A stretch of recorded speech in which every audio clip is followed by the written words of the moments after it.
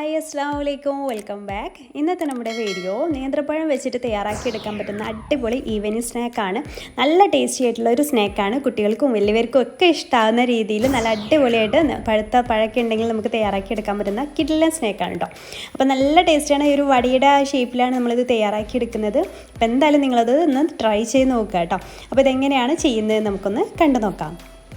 അപ്പോൾ ആദ്യം നമുക്ക് ഈ ഒരു പഴം ഒന്ന് പുഴുങ്ങിയെടുക്കണം. അപ്പോൾ അതിന് വേണ്ടിയിട്ട് ഞാൻ ആവിയിൽ വേവിച്ചെടുക്കാൻ കേട്ടോ. 3 പഴമാണ് എടുത്തിട്ടുള്ളത്. അതിൻ്റെ 2 സൈഡും കട്ട് ചെയ്തിട്ട് കഴുകിയതിന് ശേഷം ആവിയിലൊന്ന് വേവിച്ചെടുക്കാനായിട്ട് വെച്ചിട്ടുണ്ടായിരുന്നു.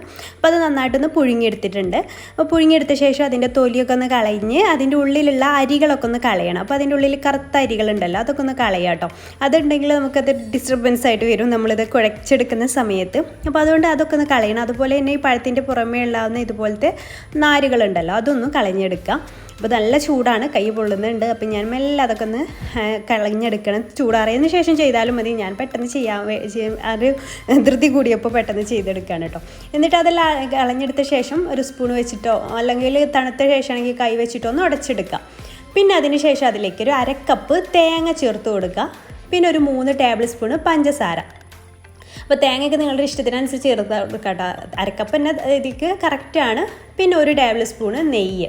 നമ്മളിതിൽ വഴറ്റിയെടുക്കുന്നൊന്നുമില്ല. അപ്പോൾ ആ നെയ്യിൻ്റെ ടേസ്റ്റ് കൂടെ വരുമ്പോൾ നല്ലൊരു ടേസ്റ്റ് ആയിരിക്കും. പിന്നെ അതിലേക്കൊരു 1/4 ടീസ്പൂൺ ബേക്കിംഗ് പൗഡർ ചേർത്ത് കൊടുക്കുക. പിന്നെ ഒരു 3 ഏലക്കായ ഇതുപോലെ അതിൻ്റെ സീഡ്സ് ഒന്ന് ചതച്ചെടുത്തതും കൂടെ ഇതിലേക്ക് ചേർത്ത് കൊടുക്കുന്നുണ്ട്. പിന്നെ ബേക്കിംഗ് പൗഡർ നിങ്ങളുടെ കയ്യിലില്ലാന്നുണ്ടെങ്കിൽ ബേക്കിംഗ് സോഡ ചേർത്താലും മതി. പക്ഷേ ബേക്കിംഗ് സോഡ ആകുമ്പോൾ ഇത്രയും ചേർക്കരുത്, ഒരു നുള്ള് ചേർത്ത് കൊടുത്താൽ മതി കേട്ടോ. പിന്നെ നമ്മുടെ ആവശ്യത്തിനനുസരിച്ച് കരിഞ്ജീരകമോ അല്ലെങ്കിൽ എള്ളോ ചേർത്ത് കൊടുക്കുക.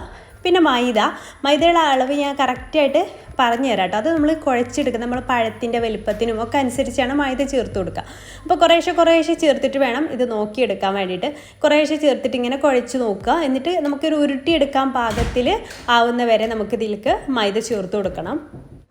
അപ്പോൾ നമ്മുടെ ഈ ഒരു വീഡിയോ കാണുന്ന ആരെങ്കിലും നമ്മുടെ ചാനൽ സബ്സ്ക്രൈബ് ചെയ്യാത്തവരുണ്ടെങ്കിൽ ഒന്ന് സബ്സ്ക്രൈബ് ചെയ്യുക. ഇതുപോലത്തെ ഇനിയും നല്ല നല്ല റെസിപ്പീസുമായിട്ട് നമ്മൾ വീണ്ടും വരുന്നതായിരിക്കും. അപ്പോൾ സബ്സ്ക്രൈബ് ചെയ്തിട്ടൊന്ന് സപ്പോർട്ട് ചെയ്യണം കേട്ടോ.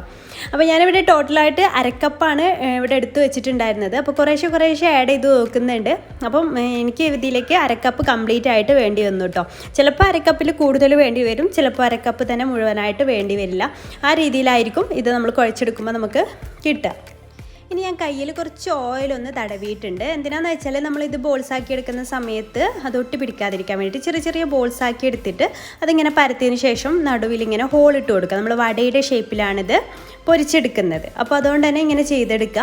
എന്നിട്ട് ബാക്കിയുള്ളതൊക്കെ ഇതുപോലെ ഞാൻ ചെയ്തെടുത്തിട്ട് ഒരു 10 ഇതുപോലെ ചെയ്തെടുക്കുന്നുണ്ട് കേട്ടോ. ഈ ഒരളവ് വെച്ചിട്ട് 10 എനിക്ക് കിട്ടിയിട്ടുള്ളത്. പിന്നെ നമ്മുടെ ഇതിലേറെ ചെറിയ വട രീതിയിലാക്കണം എന്നുണ്ടെങ്കിൽ ചെറുതാക്കിയിട്ട് ഉണ്ടാക്കാം. ഒക്കെ നമ്മുടെ ഇഷ്ടത്തിനനുസരിച്ച് ചെയ്ത് കൊടുക്കാം. എന്നിട്ട് നല്ല ചൂടായിട്ടുള്ള ഓയിലിലേക്ക് ഇതിട്ടിട്ട് ഒന്ന് ഫ്രൈ ചെയ്തെടുക്കുക. എന്നിട്ട് മീഡിയം ഫ്ലെയിമിൽ ഇട്ടിട്ട് വേണം സാവധാനം ഇത് പൊരിച്ചെടുക്കാൻ വേണ്ടിയിട്ട്. നല്ല ഹൈ ഫ്ലെയിമിലിട്ടിട്ട് പൊരിച്ചെടുക്കരുത്. ഇപ്പോൾ പെട്ടെന്ന് കരിഞ്ഞു പോവും. അപ്പോൾ ഉൾഭാഗമൊന്നും കറക്റ്റായിട്ട് വെന്ത് കിട്ടില്ല.